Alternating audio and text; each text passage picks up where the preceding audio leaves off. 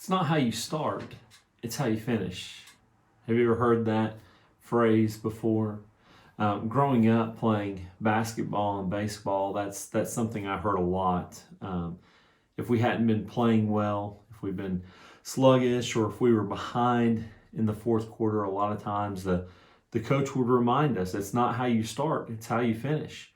And he would encourage us to dig deeper, to play harder, to find that extra gear, and to finish the game strong. And if you're a sports fan, you have seen comebacks where teams played poorly all game, and in the last moments, in the last quarter, in the final part of the game, they found that extra energy to push forward and win the game and be successful. I have to believe that the Apostle Paul was a sports fan, because he often compared the Christian life to athletics. In 2 Corinthians chapter 9, verse 24, he writes, "Do you not know that in a race all the runners run, but only one receives the prize? So run that you may obtain it. Every athlete exercises self-control in all things. They do it to receive a perishable wreath, but we an imperishable wreath."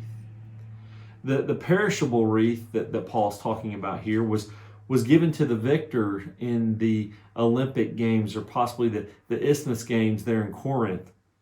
And Paul is helping the reader to visualize this athletic competition where the athletes must be focused, where they must be determined and dedicated to their goal, and exercise this self-control to do everything they can do to try to win this prize.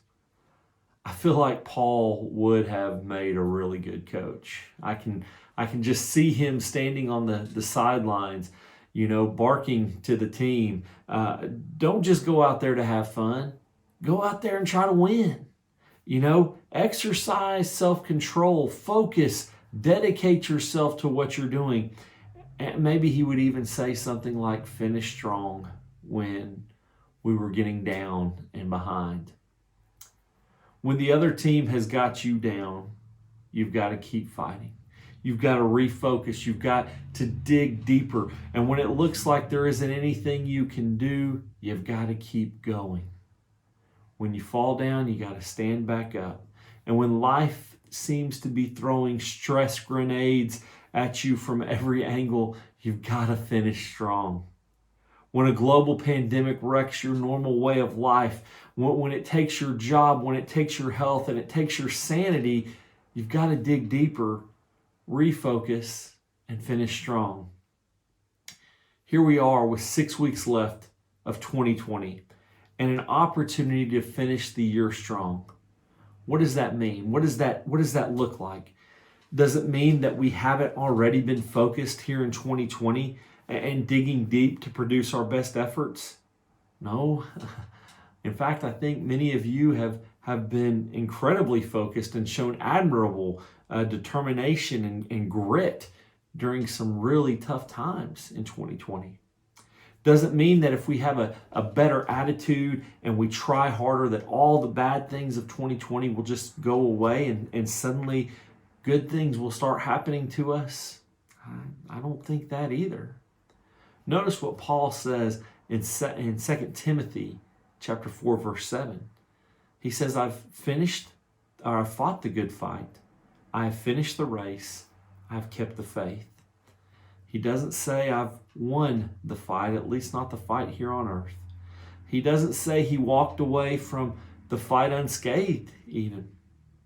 He doesn't say he finished first in the race, that rat race in life where we're all trying our best to get ahead, He didn't say after keeping the faith and digging deep that he's walking away the champion of the world, easing into the finish with no worries or strife.